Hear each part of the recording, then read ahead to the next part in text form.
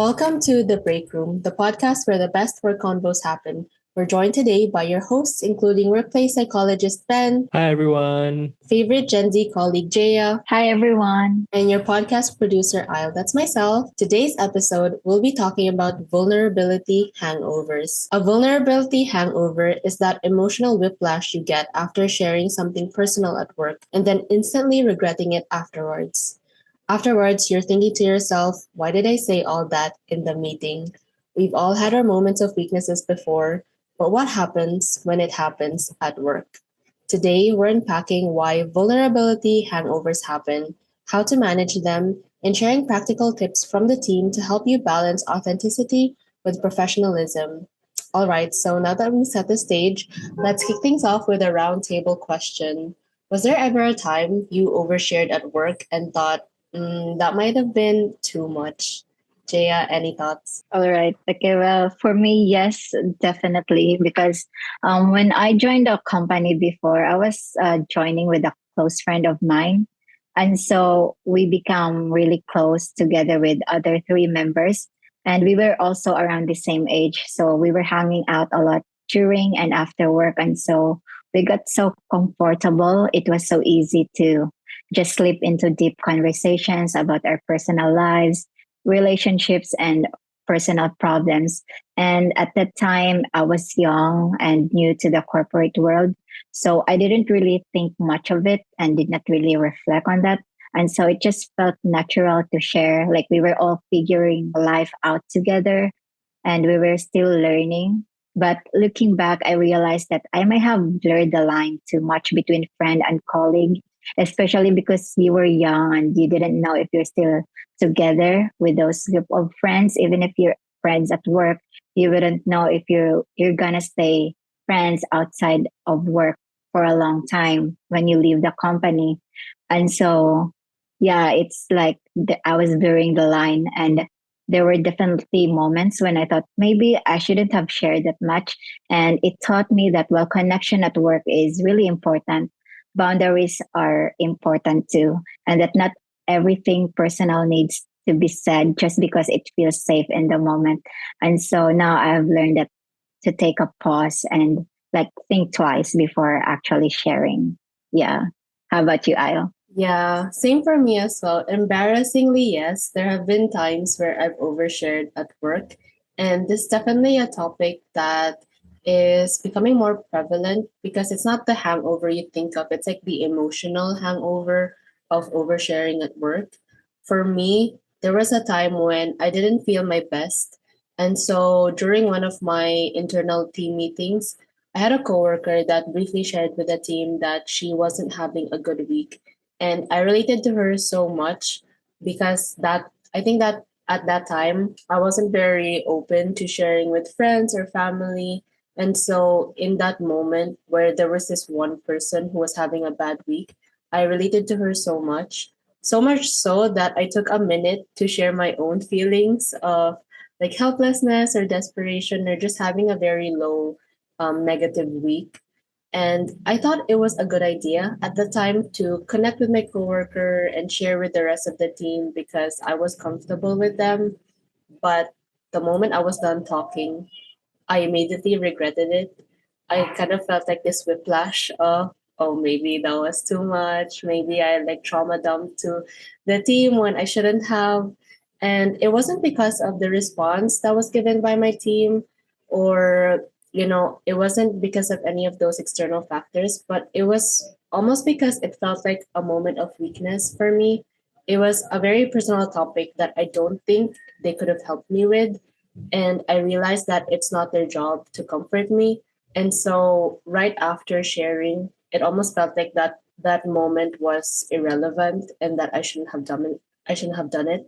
And so that was a lesson learned moment for me to not open up like that at work. And no matter how comfortable you feel with your team, it's obviously we always come from from a background of vulnerability and wanting to share, wanting to connect. But it was a learned moment for me because you might want to reconsider these moments if it's relevant for work or the colleagues that you're with, the people that you're with. And so Yeah, that was my moment of weakness, and immediately regretted it afterwards. So yeah, that's mine. How about you, Ben? Have you ever had a moment where you overshared at work and thought it was too much? Yeah, and I just want to clarify first, right? So when we talk about hangover, is it the feeling of emotionally drained because you are so invested in what you just shared, so emotionally drained, or is it just regret? So which one is it? Is it regret or is it emotionally drained? Well, based from the sharing and also the definition I gave, it's almost a feeling of both because you get drained sharing during, and then you also kind of feel the regret afterwards. I hope. Yeah, yeah, because I was thinking hangover. Hangover, is it regret or is it feeling drained? And uh, maybe just to share a different perspective from the both of you, right? And so for me, it's definitely a yes. And this is when I was working in the non-profit organization. In fact, now as well. So in any case, I'll talk about my experience working in a non-profit organization with at-risk youth. So in that role, we are youth workers, counselors, psychologists that goes to the school to work with the worst students. And it is a lot of a caregiving role where we need to give and contribute and listen to the young people. And because there's a lot of giving, right? And so our company actually encourage support amongst the staff team. And that is something that we depend and we rely on to maintain our sanity. So definitely there's a lot of sharing and amongst our team because that emotional support, sharing authentically, sharing how we feel, sharing our uh, joys, struggles, challenges, obstacles, roadblocks with people that we're working with, even frustrations or even pain with the people that we're working with, actually help us to like cope with whatever that we are going through because we are always giving to each other, right? So sharing with each other authentically actually help. In fact, we also have like once a month.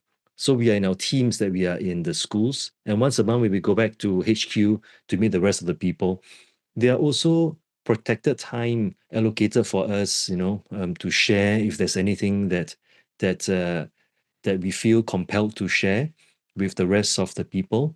I guess the key thing that, as I reflect back, right, what is that emotional, like the vulnerability hangover? I guess one of the key things is the safe space was created for us to share freely and openly, and everybody understood, and that is part of the support that is available for us. So there's almost kind of an expectation for us to be vulnerable and to share with each other.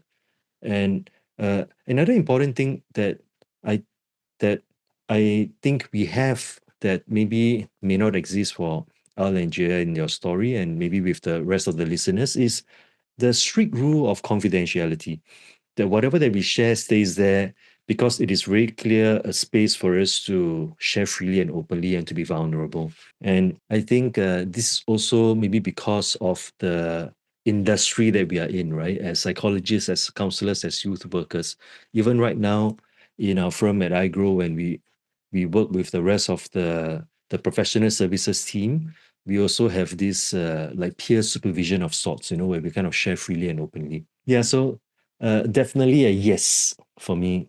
Just a different perspective from the both of you. A little bit more of a intentional positive spin to that. Yeah. Yeah, thanks for sharing those insights, Ben. And those were some real moments from us. I hope some of the listeners have something that they can relate to, and that vulnerability hangovers does happen no matter what age, industry, position you're in. At some point or another, there are going to be moments where it just kind of happens. And so let's zoom out for a second and unpack what's actually going in our heads when these moments happen. Our workplace psychologist, Ben, as he very openly shared to us about his experiences, is here to explain to us today.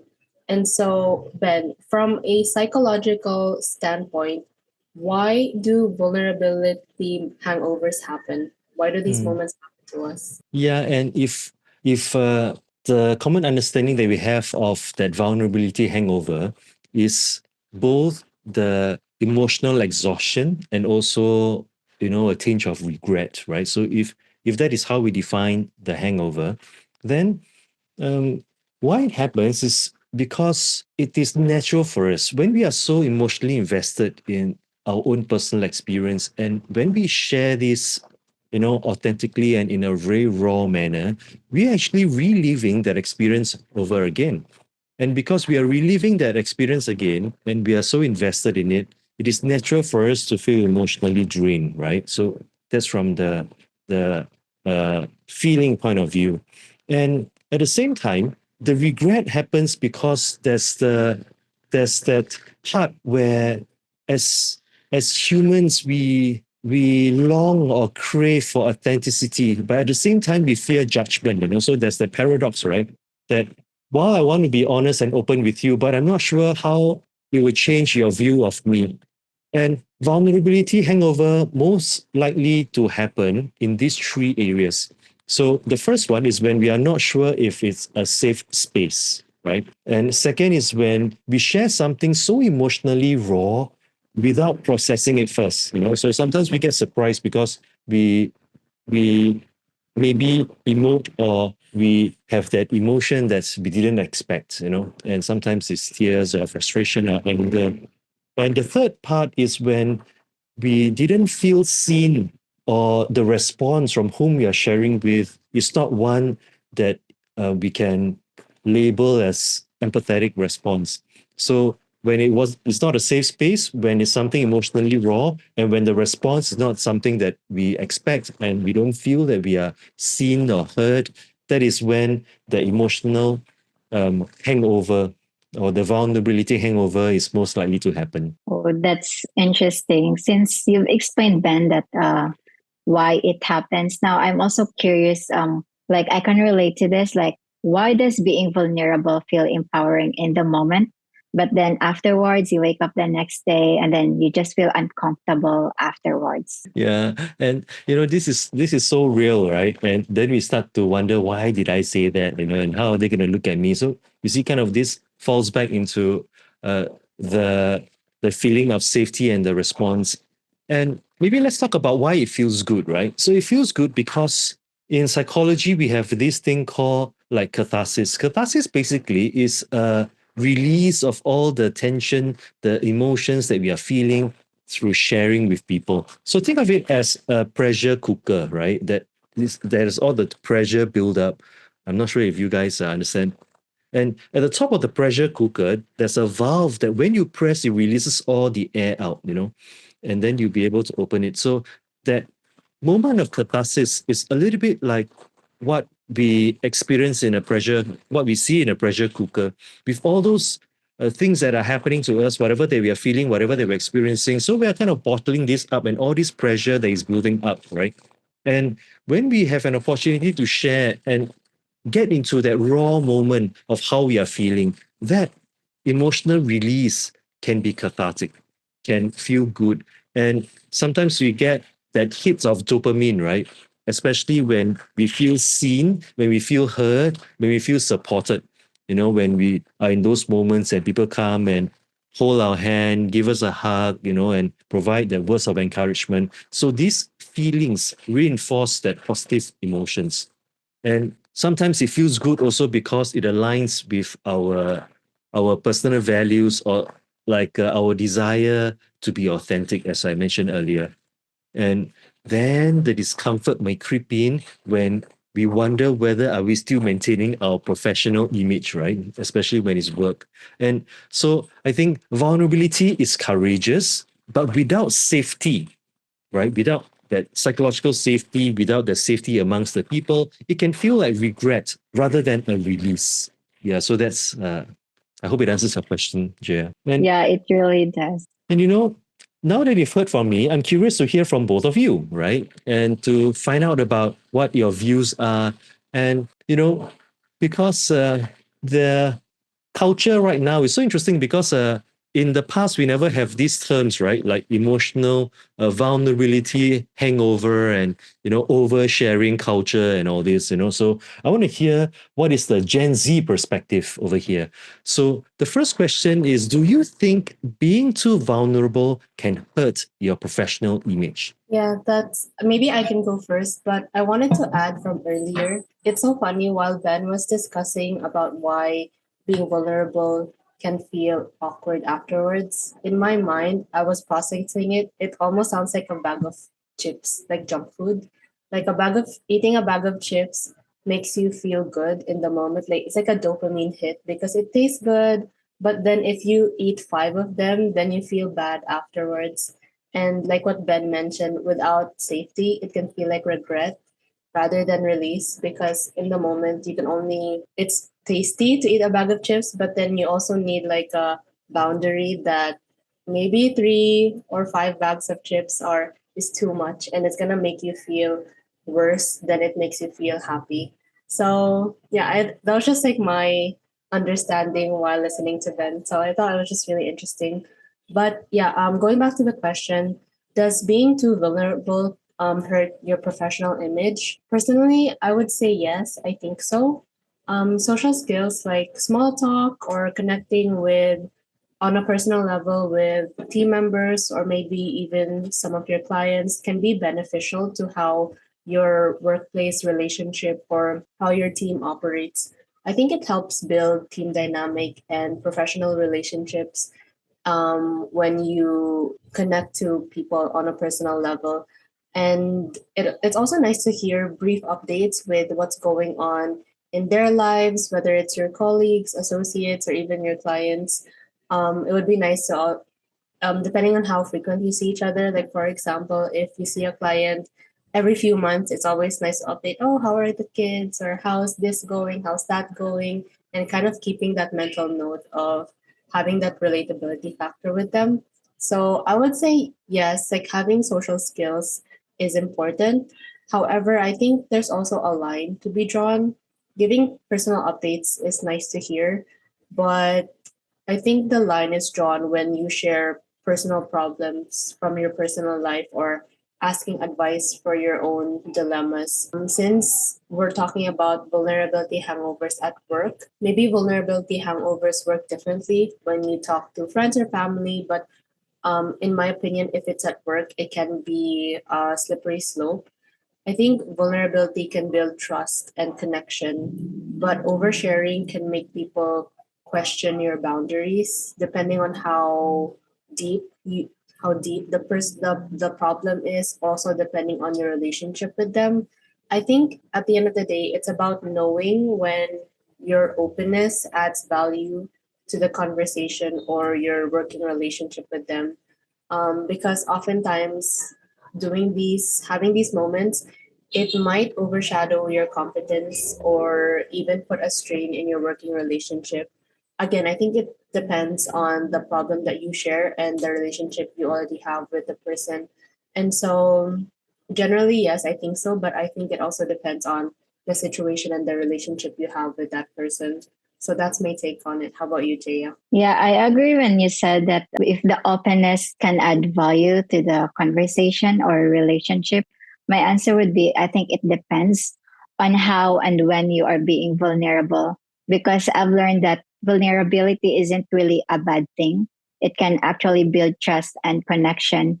And I've been vulnerable sometimes, but in a good way, because for my personal experience, I have had some like openness, like open discussion with my previous like manager who was like a mentor to me, and that openness improved our trust and connection with each other and made our teamwork much better. But if it's unfiltered or shared at the wrong time, it can definitely blur boundaries and affect how people perceive you. And so, in that way, that would actually hurt your professional image. And looking back when I was younger and new to the corporate world, I used to trust easily, but now I realize that being professional doesn't mean you have to hide your emotions, but it just means that you have to know what's appropriate to share and with whom. So yes, if vulnerability isn't handled with intention, it can hurt your image. But when done with self awareness, it can also show emotional maturity and authenticity. And based from my own experience, oftentimes being vulnerable or like being open with one another actually really improve relationship and have like better impact in your on your well-being and like relationship in the workplace. But of course, there has to be some boundaries and limitation. Yeah. What about you, Ben? Yeah, it's I like that both of you talk about how there's a time and place for vulnerability, right? About it being able to build trust, connection, relationships, deepen how we feel about each other. And I think these are important traits. And we talk about being unfiltered or shared at the wrong time can be challenging as well. So it seems so difficult. So I want to ask both of you, right? So how do you decide what's safe to share in the office? How do you decide? What goes through your mind? I think for me, anything that's labeled NSFW or not safe for work. So things like personal details like relationships, politics, or anything too intimate, I would consider those off limits. If it's something that could possibly make others uncomfortable, or if it could possibly spark unnecessary conflict or tension, it's probably best saved for outside of work, like with your friends, family, close, like best friends, your partner. Those are topics that you can go in lengths with someone you're close with. But if it's someone at work where it could cause tension or misunderstanding, then I would say that it would be not safe for work. So no matter how emotional or you might or vulnerable you might be feeling at that time, I think it's best to always second guess oversharing at the office, especially with these not safe for work topics. So that's my general rule of thumb. How about you, Jaya? Yeah, I kind of get what I was saying with the NSFW topics, but I guess it also really depends on the level of trust and the kind of relationship you have with the person. So for me, to decide what's safe to share in the office, I would usually ask myself, is this the right time? Is this the right person? And would I be okay if this come up again in a professional setting? And so those are like the guiding questions that would make me decide better to share or not. And so just to share a personal experience, because I was talking about like NFW topics, I believe I've had my own share of like vulnerability when it comes to those topics. But definitely there are instances that I did not really regret at all. One experience that really stands out was when I was with a supervisor that I got close to. She was also like a mentor to me. She was also new, but like she was like already a leader and supervising us, and she was also guiding me at the same time. And we'd talk about deeper things like politics and relationship. And I guess it was okay for me because she was the one who opened up to me first. And so it was easier for me to open up myself as well. I guess if it was me who brought that up to my supervisor, it would be more awkward and definitely I would regret it. But since there's a foundation between us, it's like easier to discuss things. And so, of course, these are the topics that you can't just usually or casually bring up with anyone at work. And so, one scenario is that after the Philippine election, my supervisor and I jump on a Zoom call the next workday and literally cried together. Like looking back, it's kind of funny, and you don't really do that with your manager, right? Like you would go on a Zoom call and cry in front of each other. Like that's just like a unique scenario for me because we were both so disappointed and like we share the same value. But looking back, I don't regret it at all. And I don't think she does either. That kind of vulnerability worked because we had mutual respect and we were on the same wavelength. And so it was okay. There's no regret at all. But of course, if you actually shared with the wrong person, then yeah, you would like regret it. So of course, I've had also moments where I regretted sharing certain things with the wrong people. And from that, I've learned to observe more, to really consider whether the person I'm opening up to has the emotional intelligence to handle personal or difficult conversations. Because if not, then honestly, it's just not worth the sharing. And that person might end up using those personal details about you against you. And so I guess ultimately it depends on the level of trust and relationship and the foundation of the relationship that you have with that person. Yeah, how about you, Ben? Yeah, like I learned something new. NSFW, not safe for work. See, every time I meet you guys, right, for these break room conversations, I'm learning all the new acronyms.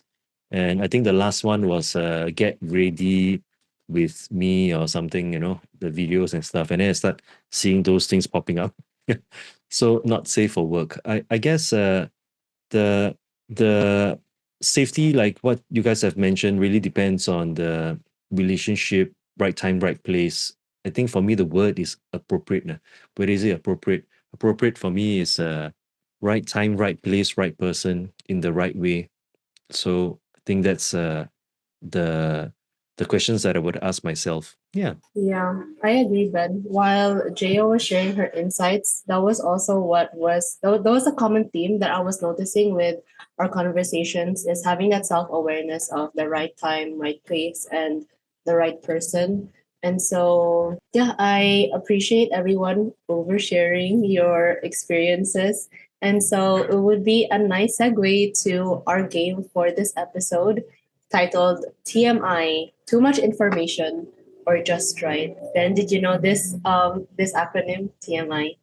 Now I know. Now I know. It's another acronym for you, but yeah, we're playing a game called TMI, Too Much Information or Just Right. So we're gonna go through a list of scenarios, and we're gonna be deciding whether it's TMI, too much information, or if it's appropriate. So I have a list of 10, and we will decide whether it's just right or TMI. Okay, let's get started. So, number Hmm. one, talking about your breakup in the middle of a team huddle, TMI or just right? TMI. TMI. Assuming that team huddle is like work related, yeah, TMI. That's funny. Yeah. So, if somebody breaks down during our meeting, we're all gonna be like, TMI. TMI. Okay, next. So, crying in front of your boss, TMI or just right? I think it Dep- depends. yeah, depends. Yeah, depends. I think Jaya just shared her own experience of doing that. Mine is when I had a recent when I opened up to the team about an accident that recently happened, and I couldn't help but hold back my tears, and so I was crying in front of my bosses and my colleagues.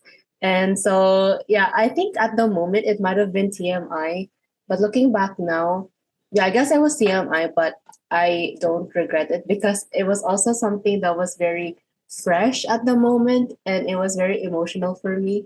And so, yeah, that was my TMI. But for me, it would depend if you're the type of person to cry often or if it happens very rarely. I think that Hmm. pattern of crying often or rarely kind of sets the tone of what kind of person you are like in the team. But yeah, how about you, Ben? Hmm. Why was your answer Yeah, like depends? yeah. So the tears actually represent something, right? The emotions that they're experiencing at a point in time. So it means that the emotions are high. I think it depends mainly because, like, I know in our team, right, we can handle tears. So if a team member cries in front of us, we know how to handle and manage that. But I'm not sure whether other managers and leaders are comfortable with tears and know how to handle and manage that. So I think um, with that, it depends because while the emotions are raw, but I'm not sure whether it is the right person to feel those emotions with. Yeah, and I think only you will know if your boss is a person that is comfortable with these kind of raw emotions. Yeah, that's why I put it depends. Yeah, I think we all did depends for this situation. So this okay, next. Sharing details about your health diagnosis, TMI or just right. For this I went Just just right. right. Yeah. I And think I remember generally there was one incident at iGrow, not with iGrow, but the clients that we are serving. And we received a call from a senior manager, and she was asking if we can provide support for her team, in the finance team. And the reason is because one of the team member is experiencing a cancer relapse, and she wanted to engage our psychological services to go in to support that team, because it is going to be uh, another emotional roller coaster for the team member that's experiencing relapse. That's one. Two, the team is also pretty close. And so they are also in shock that it happened. That's one. Two, they also will experience the tangible aspect of higher workload, right? Because that person has to go for um, medical checkups and stuff like that. So there's going to be disruptions. There's going to be moments when somebody got to step up to kind of support, take over, hand over, and stuff like that. So in that situation, I think sharing about the health diagnosis is just right, so that the rest of the team get a chance to process that. The person themselves get to process that, and at the same time, they start to talk about the practical aspect of work and job allocation. Yeah. Yeah, that's interesting to hear having the managerial and practical point of view of sharing health diagnosis with the team. For me, I think generally because I think it's just good to know what's happening or just updates on my teammates. And so I wouldn't say it's TMI for me. I actually enjoy hearing what's going on with people's lives and their health updates. So yeah, for me it was just right. Yeah, well, just to add, yeah, I agree with Ben, but I think it's also like, for example, for like hard like situation or complicated diagnosis, or like if anyone is experiencing like bad health like concerns, it's really good to like be transparent as well, so that the team members would know how to support you and to delegate tasks and to prepare as well. Because if the rest of the team are not aware and then there's a lot of backlogs, then of course that will extend to the rest of the team members. And at the same time, that person experiencing some health concerns would also get some support from the team as well, and to be like to offload some tasks, or yeah, like it just work for both parties. And so I guess for it's good for transparency and for like preparation for the ongoing projects. Yeah. Okay, next. Posting a work rant on your private Instagram or maybe any kind of private account for social media. So is this TMI or just right? For this one, I went with just right. I think for me, people let off some steam, and so I think we discussed this in a previous episode where we naturally humans will want to have like a diary, and so social media almost serves like a digital diary for people. But I think this one, it also depends because it's an extra step of safety to make your account private, but it's not totally safe. So there are still ways for other people to see it, other people to interpret it differently. But yeah. How about you, Jaya? I think we had the same, like just right. Yeah, I said just right, but not really right, because yeah, nowadays like everyone is using social media, but like I have this specific like workmate before, she would like rant on Instagram, but for me, I did not find it a big deal because I knew that she's just sharing it to close friends who are completely irrelevant to the work, and they're not even living in the same location. And so even if she rant there, they wouldn't know anything, like any personal details, and won't be able to track anything. Like it's more like just ranting, sharing how her day went without like dropping names or specific details. But of course, since I am the workmate, I would know. But then otherwise, the rest of the like her friends or who were in the close friends, like top 15 people there, they wouldn't know at all. And so for me, it's just right, although it's not really right. Yeah. I guess for me, it's the condition is that it's private, right? So it's just within closed group. I guess we talked about it in previous episode. And if that is a platform for them to share freely, then it is maybe just right. Yeah. So that's my view. Okay. Next. Telling coworkers your salary, just right or TMI? Number 5. Yeah. Yeah, depends. Yeah, it depends. For me, I think if they ask, then it would be okay. But I think it should be vice versa. I don't think it should be like a form of boasting or a form of like just letting it out there. So I think maybe the transparency between two coworkers, it should be vice versa, not like a form of boasting. So that's mine. It's like depends, but like also on just right. How about you, Jaya? Yeah, for me, it also depends because for us also, like the other company I joined before, like we already know everyone's salary because it's already fixed. Like if you're in the same role, then it's the same for everyone. And so without even asking, we would already know. And then even the higher up or like our manager would like talk about it. Like everyone is already aware when I joined.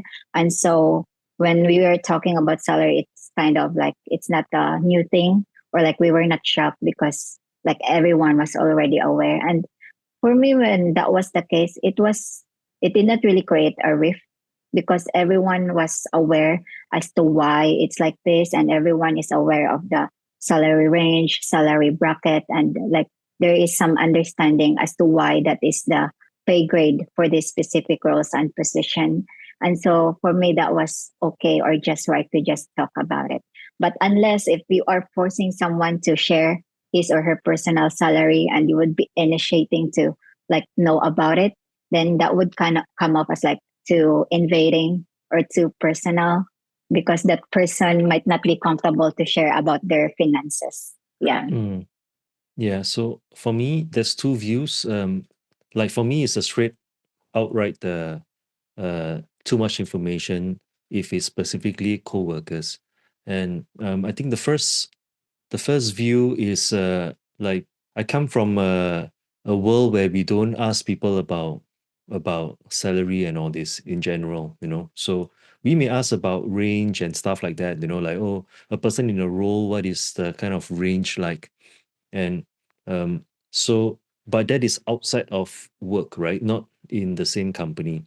So that's a like a taboo topic for us to talk about outside. And I think in the co-work environment, right, amongst colleagues, maybe I'll share from the point of view of like a boss as well as business consultant to different companies, and working with HR and stuff like that. All HR and all bosses have different ways of managing and motivating staff.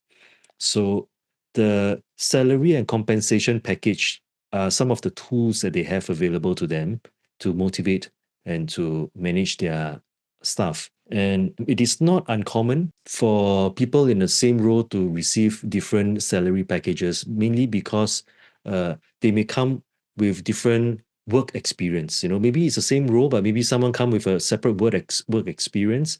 And so when they enter into the company, they already have uh, existing salary that they are expecting to match or to go higher, right? Nobody actually moves for the same thing.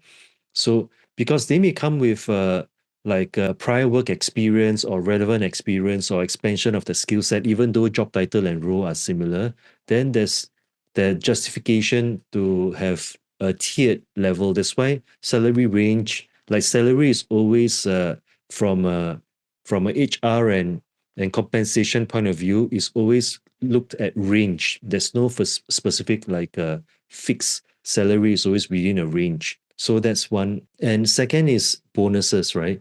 So bonuses sometimes differ from people to person, could be because of the work performance and all these are different. If we pay the same bonus, like the same quantum of bonus to every single employee, so you just imagine with me, right? That if there are some that work harder, there are some that work just enough, there are some that, kind of ride along because there are people like this in all organizations, especially when the number of headcount increases. Then if everybody is paid the same, then the person that works hard will feel that why is there a need to work so hard? Maybe if I just do enough, I'll get the same as well. So in a in a high performing work environment, that is counterproductive and not useful in rewarding people and motivating people, right? When you look at it from that point of view. So in summary, the tools that HR managers, bosses have is compensation packages that includes salary as well as bonuses. And so it is almost to be expected that there could be differences because, first of all, it operates within a tier level, right? And that there's also the view of using those as tools for motivation, retention, and managing staff. Yeah, so because of this, asking about co-worker salary has a double-edged sword that sometimes it makes a person feel terrible for why they are at that, or they it cause unnecessary confusion and comparison that is unhealthy. So I think that for me is a no. Yeah. Well, just to add with Ben's perspective, especially with HR, because being in HR before, I knew everyone's salary. Like I know each of the employees' salary, the bracket and whatnot, especially coordinating with recruitment. And yeah, it's not good at all to reveal any of the salary details. It's highly confidential. And especially if you're handling this information, you are responsible for it. And thus, you should not share it with anyone at all. And even just sharing the document, it's only the access, it's limited to only like one or two people, only those people involved with the contract and the salary discussion. But yeah, it's also weird for me because the other company that when I joined, and everyone already knew my salary. And I was like, what? You already know? It turns out the manager was really open to discussing the salary with all of the team members. And so it became like a normal thing for them. And so for me, it was weird, but in the long run, they kept talking about it. And I was just, oh, okay, it's fine. Like they were all okay with it and chill about it. And so I guess it just depends on the culture as well. But yeah, ultimately, salary discussion is like highly confidential, especially for workers in the same company. Yeah, that's an interesting POV to hear from Ben, who comes from like a managerial background, and Jhea, who comes from a human resources background. And so, yeah, it's just, I hope for the listeners who aren't in any of those backgrounds, these are good perspectives to kind of listen to and just kind of take note of for future like conversations that might spark up in the workplace, and kind of know that it depends on the culture and the person you're talking to. And so this might just be an SFW, or like a sensitive topic to kind of consider in the future. Okay, so next scenario is admitting you hate a client during lunch. TMI or just right? For this one, I went TMI. TMI for me. Oh wait, Ben went just right. Yeah, and Okay. as long as the client is not there in the same lunch with you, if it's with team and all this, I think it's okay because all of us have our own feelings and emotions. Like, okay, let me qualify this. If it is in in your own team of co-workers, right, in the workplace, I think that's okay. And because when we share freely and openly, it's part of that open conversation, and the team manager, team leader will know that if this is like a person that you really really struggle to build relationship and all this with, maybe to have another person to be assigned to the account.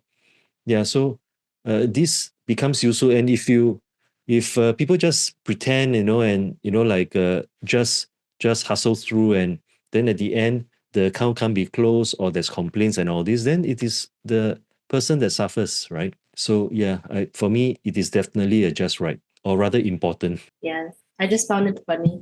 For like to justify that you to freely share with the rest of the team about like a specific client. But yeah, I agree. That sounds it makes sense. But I guess for like normal coworkers, it might just be like a sensitive topic for them, that maybe for them it's hands off, like off the table, so that you don't want to get in trouble, or you don't want other team members or other teams to find out. And so, yeah, that's interesting. Also funny, I find.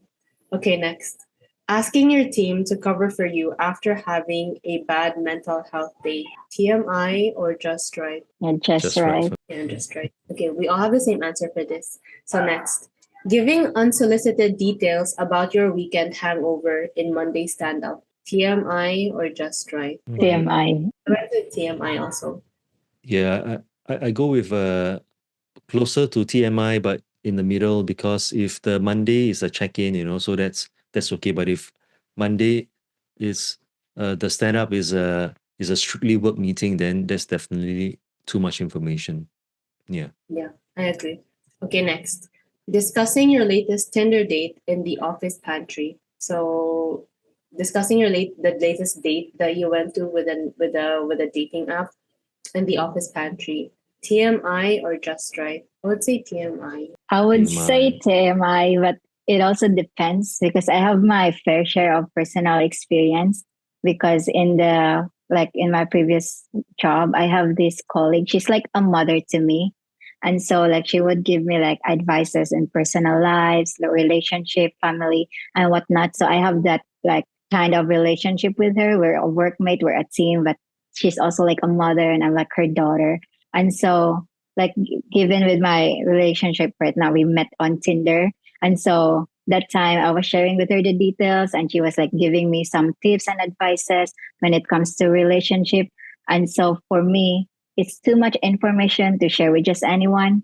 But with my relationship with her, it's something that I don't regret or find too personal because we are like that. We were sharing and giving advices to each other. And so for me, that is just right in that scenario. Yeah. Oh, you are muted, Ayo. Oh, sorry. Yeah, that's interesting to listen to. But this is the last scenario. Admitting to a coworker that you dislike your manager. TMI or just right? TMI. TMI. Yeah. I think in this scenario, if it as long as it's within the team or like within the company, within the office, it would definitely be TMI. But if you share it, I guess, with your partner or your close friend, just to kind of let off some steam, then outside the company, but with close people, I think that's okay for you to almost like treat them like your diary. But yeah, I guess just like not to the point where you go out and tell everybody about how horrible this person is, because I think that would also have some backlash on your end. But yeah. Okay, so that game definitely exposed some of our oversharing tendencies, and I'm also having like mixed feelings or mixed reviews on some of these scenarios. So let's wrap this up with some practical tips that you can use right away to avoid your next vulnerability hangover.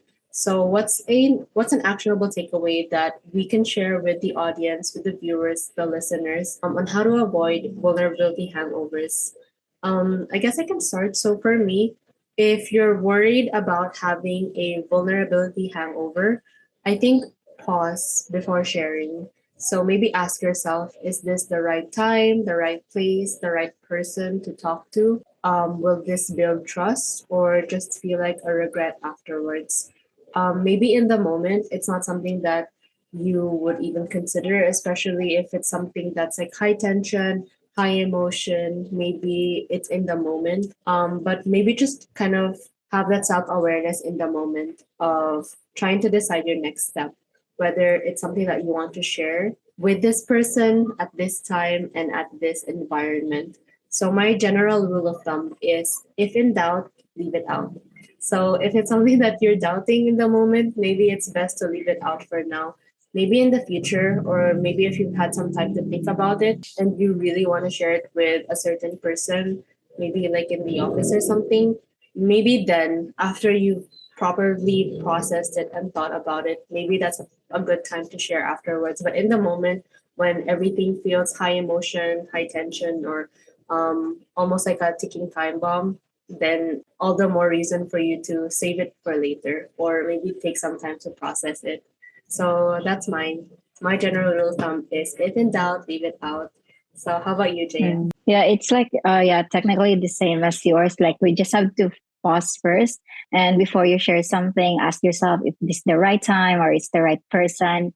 And for me, it's also important to think about the relationship. If you actually trust this person, or are you just in the mood to vent? And third, to know your boundaries because you don't have to share everything to be real. It's okay to keep some things private and set boundaries for yourself. And finally, if you do overshare, don't beat yourself up. It happens. It's important to reflect on it, learn, and move forward with a little more awareness next time. Yeah. How about you, Ben? Yeah, and I think both of you have said it nicely, and I guess I can wrap it up with, of course, our iGrow style acronym, right? So before you speak, remember share, SHARE. So what is share? S in share is to scan the space first. And all of you have talked about this. Is this the right time, right place, right person for what I want to share, right? To scan the place first. And H in share is to hold your emotions. Don't share what's still raw, because if it is still raw, most likely you may, after sharing, feel a tinge of regret. Process before you post or speak, right? Hold on your emotions. Don't share when it's raw. A in share is to ask yourself, what is the intention, right? Ask intention. Am I seeking clarity? Am I seeking connection? Am I seeking a sense of relief, or am I seeking validation? Because sometimes when we share this is to have other people tell us that we are right, we are okay, we'll do just fine, right? So what is my intention? So of sharing that. And R is to respect boundaries. So boundaries means my boundary as well as the boundary of other people, because emotional honesty doesn't mean full exposure. And sometimes the person may not be comfortable to receive what you are ready to share, right? So respect those boundaries. And the last one, E in share, is to expect response. Because if I share this, am I prepared for silence? Am I prepared for support? Am I prepared even for misunderstandings, or for people to ask me even more questions, right? So it is important for us to at least prepare ourselves for that. So vulnerability is powerful. Just share wisely, right? S to scan the space, H to hold emotions, A to ask intention, R to respect boundary, and E to expect response. Yeah, so that's from me. Yeah, thanks, Ben. And it's always interesting to hear what acronym you have prepared for us with each episode. I hope all of our any or all of our actionable takeaways is something that our audience can relate to and save for later. Thanks for everyone for sharing your insights and your story today. Thanks for sitting down, having a coffee break with us at the break room. Showing. Yeah, so that's it for today's coffee break. Thanks for hanging out with us in the break room. Don't forget to share this with your favorite coworker, your buddy. If you got some thoughts, rants, or feels, slide into our DMs or comment down below. We're at iGrow Online on most platforms. And remember, your well being matters, even between meetings. Catch you next time, guys. Bye. Bye, everyone. Bye.